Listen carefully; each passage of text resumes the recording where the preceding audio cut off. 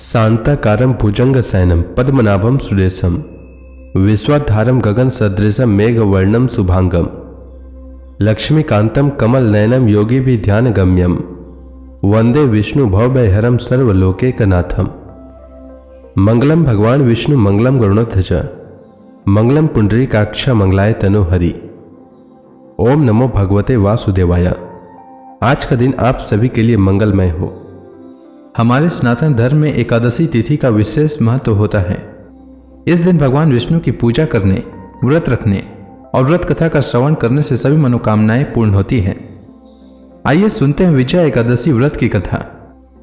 सब धर्मों के ज्ञाता, वेद और शास्त्रों के अर्थ ज्ञान में पारंगत, सबके हृदय में रमन करने वाले श्री विष्णु के तत्व को जानने वाले तथा भागवत परायण प्रहलाद जी जब सुखपूर्वक बैठे हुए थे, उस समय उनके समीप स्वधर्म का पालन करने वाले महर्षि कुछ पूछने के लिए आए।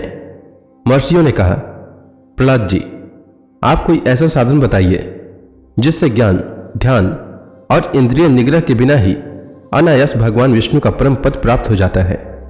उनके ऐसा कहने पर संपूर्ण लोगों के हित के लिए उद्धत रहने वाले विष्णु भक्त महाभाग प्रहलाद जी ने संक्षेप में इस प्रकार कहा, महर्षियों, जो 18 पुराणों का सार से भी सारतर तत्व है, जिसे कार्तिकेय जी के पूछने पर भगवान शंकर ने उन्हें बताया था, उसका वर्णन करता हूं, सुनिए। महादेव जी कार्तिकेय से बोले, जो कली में एकादशी की रात में जागरण करते समय वैष्णव शास्त्र का पाठ करता है, उसके कोटि जन्मों के किए हुए 4 प्रकार के पाप नष्ट हो जाते हैं। जो एकादशी के दिन वैष्णव शास्त्र का उपदेश करता है, उसे मेरा भक्त जानना चाहिए। जिसे एकादशी के जागरण में निद्रा नहीं आती तथा जो उत्साह पूर्वक नाचता और गाता है, वह मेरा विशेष भक्त है। मैं उसे उत्तम ज्ञान देता हूं और भगवान विष्णु मोक्ष प्रदान करते हैं। अतः मेरे भक्त को विशेष रूप से जागरण करना चाहिए। जो भगवान विष्णु से वैर करते हैं, उन्हें पाखंडी जानना चाहिए। जो एकादशी को जागरण करते हैं और गाते हैं, उन्हें आधे निमेष में अग्निष्टोम और अतिरात्र यज्ञ के समान फल प्राप्त होता है। जो रात्रि जागरण में बारंबार भगवान विष्णु के मुखार बिंद का दर्शन करते हैं, उनको भी वही फल प्राप्त होता है। जिनके वंश के लोग एकादशी की रात में जागरण करते हैं, वही धन्य हैं। जिन्होंने एकादशी को जागरण किया है, उन्होंने यज्ञ, दान, गया, श्राद्ध और नित्य प्रयाग स्नान कर लिया। उन्हें सन्यासियों का पुण्य भी मिल गया और उनके द्वारा इष्ट पूर्त कर्मों का भी भली भांति पालन हो गया। षडानंद, भगवान विष्णु के भक्त जागरण सहित एकादशी व्रत करते हैं, इसलिए वे सदा ही मुझे विशेष प्रिय हैं। जिसने वर्धनी एकादशी की रात में जागरण किया है, उसने पुनः प्राप्त होने वाले शरीर को स्वयं ही भस्म कर दिया। जो एकादशी की रात को जागरण करता है, वह भगवान विष्णु के स्वरूप में लीन हो जाता है। जिसने हरि बोधनी एकादशी की रात में जागरण किया है, उसके स्थूल सूक्ष्म सभी पाप नष्ट हो जाते हैं। जो एकादशी की रात में जागरण तथा ताल स्वर के साथ संगीत का आयोजन करता है, उसे महान पुण्य की प्राप्ति होती है। जो एकादशी के दिन ऋषियों द्वारा बनाए हुए दिव्य स्तोत्रों से, ऋग्वेद, यजुर्वेद तथा सामवेद के वैष्णव मंत्रों से, संस्कृत और प्राकृत के अन्य स्त्रोतों से व गीत वाद्य आदि के द्वारा भगवान विष्णु को संतुष्ट करता है, उसे भगवान विष्णु भी परमानंद प्रदान करते हैं। जो एकादशी की रात में भगवान विष्णु के आगे वैष्णव भक्तों के समीप गीता और विष्णु सहस्त्र नाम का पाठ करता है, वह उस परम धाम में जाता है जहां साक्षात भगवान नारायण विराजमान है। पुण्य में भागवत तथा स्कंद पुराण भगवान विष्णु को प्रिय है। मथुरा और व्रज में भगवान विष्णु के बाल चरित्र का जो वर्णन किया गया है, उसे जो एकादशी की रात में भगवान केशव का पूजन करके पढ़ता है, उसका पुण्य कितना है यह मैं नहीं जानता, कदाचित भगवान विष्णु जानते हो। बेटा, भगवान के समीप गीत, नृत्य और स्तोत्र पाठ आदि से जो फल होता है, वही कली में श्रीहरि के समीप जागरण करते समय विष्णु सहस्त्र नाम, गीता तथा श्रीमद् भागवत का पाठ करने से सहस्त्र गुना होकर मिलता है। जो श्रीहरि के समीप जागरण करते समय रात में दीपक जलाता है, उसका पुण्य 100 कल्पों में भी नष्ट नहीं होता। जो जागरण काल में मंजरी सहित तुलसी दल से भक्ति पूर्वक श्रीहरि का पूजन करता है, उसका पुनः इस संसार में जन्म नहीं होता। स्नान, चंदन, लेप, धूप, दीप, नैवेद्य और तांबुल, यह सब जागरण काल में भगवान को समर्पित किया जाए तो उससे अक्षय पुण्य होता है। कार्तिकेय, जो भक्त मेरा ध्यान करना चाहता है, वह एकादशी की रात्रि में श्रीहरि के समीप भक्ति पूर्वक जागरण करे। एकादशी के दिन जो लोग जागरण करते हैं, उनके शरीर में इंद्र आदि देवता आकर स्थित हो जाते हैं। जो जागरण काल में महाभारत का पाठ करते हैं, वे उस परम धाम में जाते हैं जहां सन्यासी महात्मा जाया करते हैं। जो उस समय श्री रामचंद्र जी का चरित्र 10 कंठ वध पढ़ते हैं वे योग वेताओं की गति को प्राप्त होते हैं।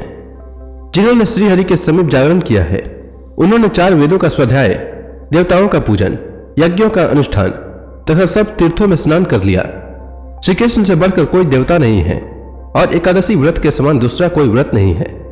जहां भागवत शास्त्र है, भगवान विष्णु के लिए जहां जागरण किया जाता है और जहां शालिग्राम शिला स्थित होती है वहां साक्षात भगवान विष्णु उपस्थित होते हैं।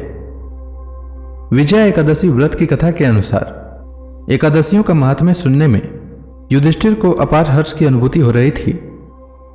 जया एकादशी की कथा का श्रवण रसपान करने के बाद युधिष्ठिर ने भगवान श्री कृष्ण से कहा, हे पुंडरीकाक्ष, फागुन मास के कृष्ण पक्ष की एकादशी का क्या नाम है तथा उसके व्रत का क्या विधान है?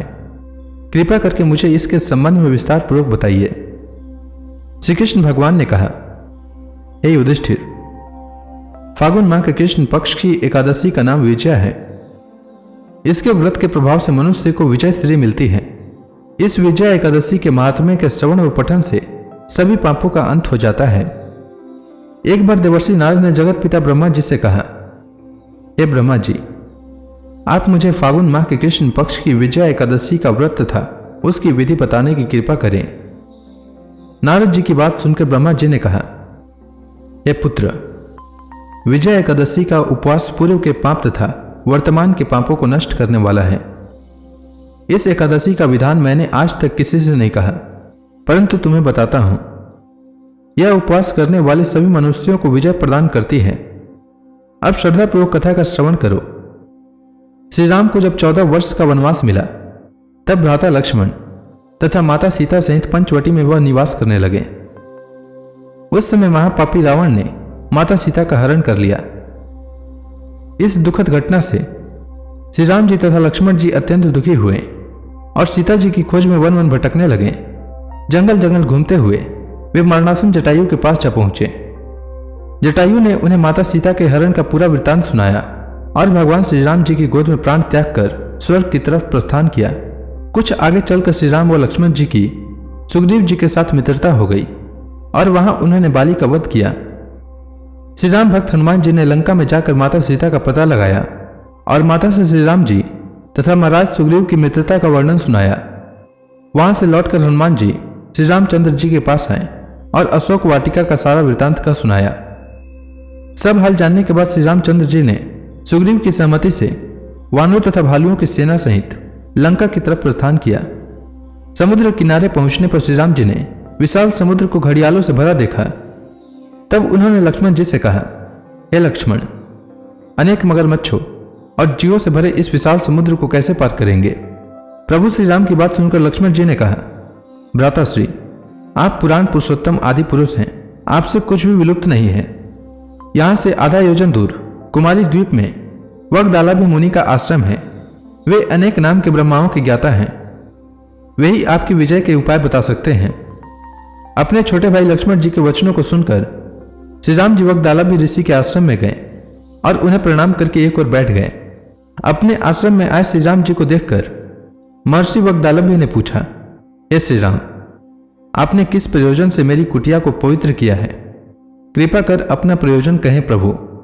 मुनि के मधुर वचनों को सुन श्री राम जी ने कहा, हे ऋषिवर, मैं सेना सहित यहां आया हूं और राक्षस राज रावण को जीतने की इच्छा से लंका जा रहा हूं। कृपा कर आप समुद्र को पार करने का कोई उपाय बताएं। आपके पास आने का मेरा यही प्रयोजन है। महर्षि वगदालभ्य ने कहा, हे राम, मैं आपको एक अति उत्तम व्रत बतलाता हूं जिसके करने से आपको विजय श्री अवश्य ही प्राप्त होगी। भगवान श्री राम ने जिज्ञासु हो पूछा, यह कैसा व्रत है मुनिश्रेष्ठ जिसे करने से समस्त क्षेत्रों में विजय की प्राप्ति होती है? इस पर महर्षि वगदालभ्य ने कहा, हे राम, फागुन मास के कृष्ण पक्ष की विजया एकादशी का उपवास करने से आप अवश्य ही समुद्र को पार कर लेंगे और युद्ध में भी आपकी विजय होगी। हे मर्यादा पुरुषोत्तम, इस उपवास के लिए 10वीं के दिन स्वर्ण, चांदी, तांबे या मिट्टी का एक कलश बनाएं। उस कलश को जल से भरकर तथा उस पर पंच पल्लव रखकर उसे वेदिका पर स्थापित करें। उस कलश के नीचे मिले हुए 7 अनाज और ऊपर जौ रखें। उस पर विष्णु भगवान की स्वर्ण की प्रतिमा स्थापित करें। एकादशी के दिन स्नान आदि से निवृत्त होकर धूप दीप नैवेद्य या नारियल आदि से भगवान श्री हरि का पूजन करें। वह सारा दिन भक्ति पूर्वक कलश के सामने व्यतीत करें और रात को भी उसी तरह बैठकर जागरण करें। द्वादशी के दिन नदी या तालाब के किनारे स्नान आदि से निवृत्त होकर उस कलश को ब्राह्मण को दे दें। हे राम, यदि आप इस व्रत को सेनापतियों के साथ करेंगे तो अवश्य ही विजय श्री आपका वरण करेगी। मुनि के वचन सुन तब श्री रामचंद्र जी ने विधि पूर्वक विजया एकादशी का व्रत किया और इसके प्रभाव से राक्षसों के ऊपर विजय प्राप्त की। हे युधिष्ठिर, जो मनुष्य इस व्रत को विधि विधान के साथ पूर्ण करेगा उसकी दोनों लोकों में विजय होगी। श्री ब्रह्मा जी ने नारद जी से कहा था, जो इस व्रत का महात्म्य श्रवण करता है या पढ़ता है उसे वाजपेय यज्ञ के फल की प्राप्ति होती है। इसीलिए मनुष्यों को विजया एकादशी का व्रत अवश्य करना चाहिए। तो प्रेम से बोलिए भगवान विष्णु की जय, श्री कृष्ण भगवान की जय, समस्त देवी देवताओं की जय। एकादशी के दिन एकादशी व्रत कथा के साथ ही 11 माता की कथा भी अवश्य सुननी चाहिए। इससे व्रत का पुण्य फल प्राप्त होता है। तो आइए सुनते हैं 11 माता की कथा। एकादशी भगवान विष्णु की साक्षात शक्ति है। जिस शक्ति ने उस असुर का वध किया है जिसे भगवान भी जीत पाने में असमर्थ थे, उस शक्ति के आगे मनुष्य के पाप रूपी असुर भला कैसे टिक सकता है। जिस शक्ति ने देवताओं के कष्ट को हर कर उन्हें सुख दिया, वह प्राणी मात्र को क्या नहीं दे सकती। सुख, समृद्धि, शांति और मोक्ष समस्त सुख सहज ही प्राप्त हो जाते हैं। 11 माता की भक्ति में इतनी शक्ति है कि जिसके प्रभाव से मनुष्य को सहज ही सभी प्रकार के सुख प्राप्त होते हैं और अंत समय में मोक्ष की प्राप्ति होती है। 11 माता की कथा के अनुसार सतयुग में एक महाभयंकर दैत्य हुआ करता था। उसका नाम मूर था। उस दैत्य ने इंद्र आदि सभी देवताओं पर विजय प्राप्त कर उन्हें उनके पद से हटा दिया। तब इंद्र ने भगवान शंकर से प्रार्थना की, हे भोलेनाथ, हम सब देवता मूर दैत्य के अत्याचारों से दुखी होकर मृत्यु लोक में अपना जीवन व्यतीत कर रहे हैं। राक्षसों के भय से हम बहुत दुख और कष्ट भोग रहे हैं। मैं स्वयं बहुत दुखी और भयभीत हूं। अन्य देवताओं की तो बात ही क्या करें। अतः हे कैलाशपति, कृपा कर आप मूर दैत्य के अत्याचार से बचाने का उपाय बताइए। देवराज इंद्र के प्रार्थना सुनकर भगवान शंकर ने कहा, हे देवेंद्र, आप भगवान श्री विष्णु के शरण में जाइए। मधु कैटव का संहार करने वाले भगवान विष्णु देवताओं को अवश्य ही इस भय से मुक्त करेंगे। भगवान शंकर के आदेश का पालन करते हुए इंद्र तथा अन्य देवता क्षीर सागर गए, जहां पर भगवान श्री विष्णु शेष शैया पर विराजमान थे। इंद्र सहित सभी देवताओं ने भगवान विष्णु को देखा और उनके समक्ष उपस्थित होकर उनकी स्तुति करने लगे। वे कहने लगे, हे तीनों लोकों के स्वामी, आप स्तुति करने योग्य हैं। हम सभी देवताओं का आपको कोटि कोटि प्रणाम है। हे दैत्यों के संहारक, हम आपकी शरण में हैं, आप हमारी रक्षा करें। हे त्रिलोकपति, हम सभी देवता दैत्यों के अत्याचार से भयभीत होकर आपकी शरण में आए हैं। इस समय दैत्यों ने हमें स्वर्ग से निकाल दिया है और हम सभी देवता बड़ी ही दयनीय स्थिति में मृत्यु लोक में विचरण कर रहे हैं। अब आप ही हमारे रक्षक हैं, हमारी रक्षा करें। हे जगन्नाथ, आप हमारी रक्षा करें। देवताओं की करुण पुकार सुनकर भगवान श्री विष्णु बोले, हे देवगणों, वह कौन सा दैत्य है जिसने देवताओं को जीत लिया है। आप सभी देवगण किसके भय से पृथ्वी लोक में भटक रहे हैं। क्या वह दैत्य इतना बलवान है जिसने इंद्र सहित सभी देवताओं को जीत लिया है। तुम निर्भय होकर मुझे सब हाल बताओ। भगवान विष्णु के इस स्नेहमयी वचनों को सुनकर देवेंद्र ने कहा, हे प्रभु, प्राचीन काल में ब्रह्म वंश में उत्पन्न हुआ नाड़ी जंगम नाम का एक असुर था, जिसका मूर नामक एक पुत्र है, जो चंद्रवती नामक नगरी में निवास करता है, जिसने अपने बल से मृत्यु लोक और देवलोक को जीत लिया है और सब देवताओं को देवलोक से निकालकर अपने दैत्य कुल के असुरों को इंद्र, अग्नि, यम, वरुण और चंद्रमा आदि सभी को लोकपाल बना दिया है। वह स्वयं सूर्य बनकर पृथ्वी को तापता है और स्वयं मेघ बनकर जल की वर्षा करता है। अतः आप इस बलशाली भयानक असुर का संहार करके देवताओं की रक्षा करें। देवेंद्र के मुख से ऐसे वचन सुनकर भगवान विष्णु बोले, हे देवताओं, मैं आपके शत्रु का शीघ्र ही संहार करूंगा। आप सभी इसी समय मेरे साथ चंद्रवती नगरी चलिए। देवताओं की पुकार पर भगवान विष्णु तुरंत ही उनके साथ चल दिए।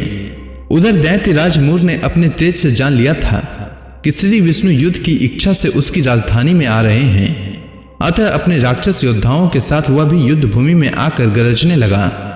देखते ही देखते युद्ध शुरू हो गया। युद्ध शुरू होने पर अनगिनत असुर अपने अस्त्र शस्त्रों को धारण कर देवताओं से युद्ध करने लगे, किंतु देवता तो पहले ही डरे हुए थे। वह अधिक देर तक राक्षसों का सामना न कर सके और भाग खड़े हुए। तब भगवान विष्णु स्वयं युद्ध भूमि पर आ गए। दैत्य पहले से भी ज्यादा जोश में भरकर भगवान विष्णु से युद्ध करने लगे। वे अपने अस्त्र शस्त्रों से उन पर भयानक प्रहार करने लगे। दैत्यों के आक्रामक वारों को श्री हरि विष्णु अपने चक्र और गदा के प्रहारों से नष्ट करने लगे। इस युद्ध में अनेक दैत्य सदा के लिए मृत्यु की गोद में समा गए, किंतु दैत्यराज मूर भगवान विष्णु के साथ निश्चल भाव से युद्ध करता रहा। उसका तो जैसे अभी बाल भी बांका नहीं हुआ था। वह बिना डरे युद्ध कर रहा था। भगवान विष्णु मूर को मारने के लिए जिन जिन शस्त्रों का प्रयोग करते, वे सब उसके तेज से नष्ट होकर उस पर पुष्पों के समान गिरने लगते। अनेक अस्त्र शस्त्रों का प्रयोग करने पर भी भगवान विष्णु उससे जीत न सके।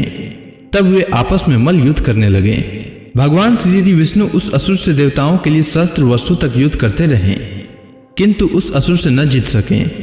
अंत में भगवान विष्णु शांत होकर विश्राम करने की इच्छा से बद्रिकाश्रम स्थित 38 कोस लंबी एक द्वार वाली हेमवती नाम की एक गुफा में प्रवेश कर गए। उस गुफा में भगवान ने शयन किया। भगवान विष्णु के पीछे पीछे वह दैत्य भी चला आया था। भगवान श्री विष्णु को सोता देखकर वह दैत्य उन्हें मारने को तैयार हुआ। वह सोच रहा था कि आज मैं अपने चीर शत्रु को मारकर हमेशा हमेशा के लिए निष्कंटक हो जाऊंगा, परंतु उसकी यह इच्छा पूर्ण न हो सकी, क्योंकि उसी समय भगवान विष्णु की देह से दिव्य वस्त्र धारण किए एक अत्यंत मोहिनी कन्या उत्पन्न हुई और राक्षस को ललकार कर उससे युद्ध करने लगी। उस कन्या को देखकर राक्षस को घोर आश्चर्य हुआ और वह सोचने लगा कि यह ऐसी दिव्य कन्या कहां से उत्पन्न हुई, और फिर वह असुर उस कन्या से लगातार युद्ध करता रहा। कुछ समय बीतने पर उस कन्या ने क्रोध में आकर उस दैत्य के अस्त्र शस्त्रों को टुकड़े टुकड़े कर दिए। अब तो उस दैत्य को बड़ा ही क्रोध आया और वह सारी मर्यादाएं भंग करके उस कन्या से मल्ल युद्ध करने लगा। उस तेजस्वी कन्या ने उसको धक्का मारकर मूर्छित कर दिया और उसकी मूर्छा टूटने से पूर्व ही उसका सिर काटकर धड़ से अलग कर दिया।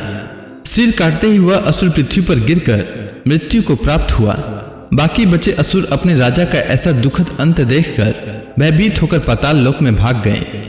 भगवान विष्णु जब निद्रा से जागे तो उस असुर को मरा देखकर उन्हें घोर आश्चर्य हुआ और वे सोचने लगे कि इस महाबली को किसने मारा है।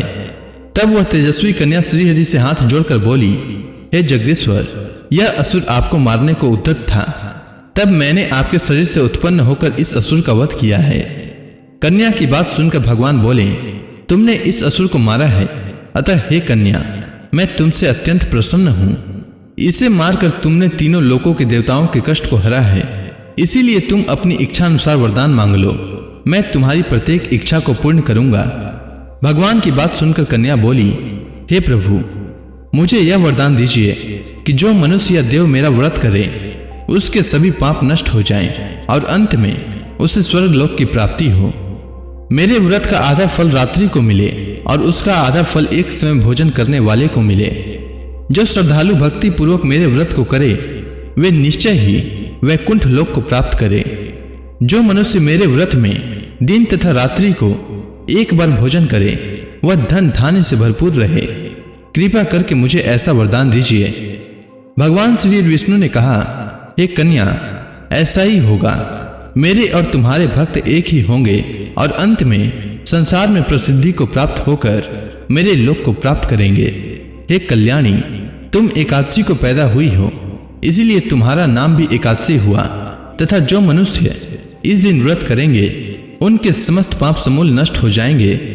तुम मेरे लिए अब तीज, अष्टमी, नवमी और 14 से भी अधिक प्रिय हो। तुम्हारे व्रत का फल सब तीर्थों के फल से भी महान होगा। यह मेरा अकाट्य कथन है। इतना कहकर भगवान श्री विष्णु उसी स्थान पर अंतर ध्यान हो गए। अब आप सभी भक्तगण हाथ जोड़कर भगवान श्री हरि का ध्यान करें। आरती होने वाली है। ओम जय एकादशी माता, मैया जय एकादशी माता। विष्णु पूजा व्रत को धारण करके, विष्णु पूजा व्रत को धारण करके शक्ति मुक्ति पाता। ओम जय एकादशी माता। तेरे नाम गिनाऊं देवी, भक्ति प्रदान करनी, भक्ति प्रदान करनी। गण गौरव की देनी माता, गण गौरव की देनी माता, शास्त्रों में बरनी। ओम जय एकादशी माता। मार्गशीर्ष कृष्ण पक्ष की उत्पन्ना, विश्व तारणी जनमी, मैया विश्व तारणी जनमी। शुक्ल पक्ष में हुई मोक्षदा, शुक्ल पक्ष में हुई मोक्षदा, मुक्तिदाता बन के भरमी। ओम जय एकादशी माता। पौष के कृष्ण पक्ष की सफला नामक है, शुक्ल पक्ष में होए पुत्रदा, आनंद अधिक रहे। ओम जय एकादशी माता। नाम सट तिला माघ मास में कृष्ण पक्ष आवे, मैया कृष्ण पक्ष आवे। शुक्ल पक्ष में जया कहावे, शुक्ल पक्ष में जया कहावे, विजय सदा पावे। ओम जय एकादशी माता। विद्या फाल्गुन कृष्ण पक्ष में शुक्ला अमला की, मैया शुक्ला अमला की। पाप मोचनी कृष्ण पक्ष में चैत्र महाबली की। ओम जय एकादशी माता।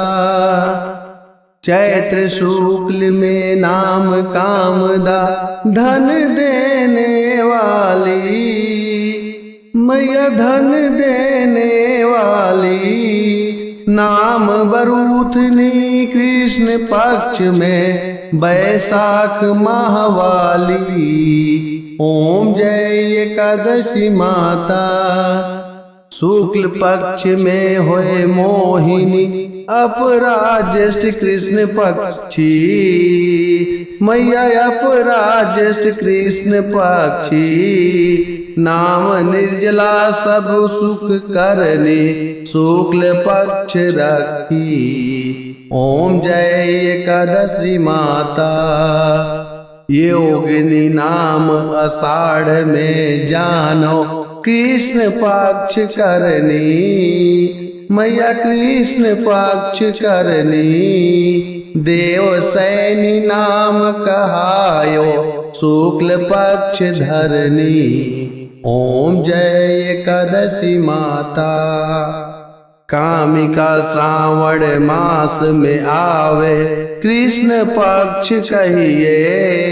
श्रावण शुक्ला होए पवित्रा, आनंद से रहिए। ओम जय एकादशी माता। अजा भाद्रपद कृष्ण पक्ष की परिवर्तनी शुक्ला, मैया परिवर्तनी शुक्ला। इंद्राश्विन कृष्ण पक्ष में व्रत से भवसागर निकला। ओम जय एकादशी माता। पापांकुश है शुक्ल पक्ष में आप हरणहारी, मैया आप हरणहारी। रमा मास कार्तिक में आवे, सुखदायक भारी। ओम जय एकादशी माता। देवोत्थान शुक्ल पक्ष की दुख नाशक मैया, पावन मास में करो विनती, पार करो नैया।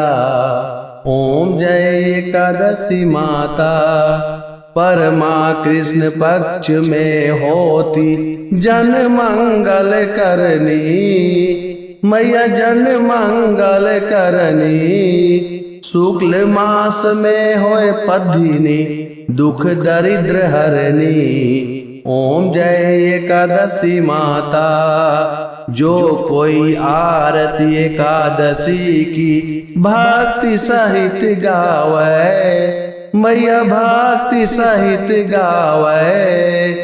जन गुरु दिता स्वर्गवासा, निश्चय वह पावे। ओम जय एकादशी माता।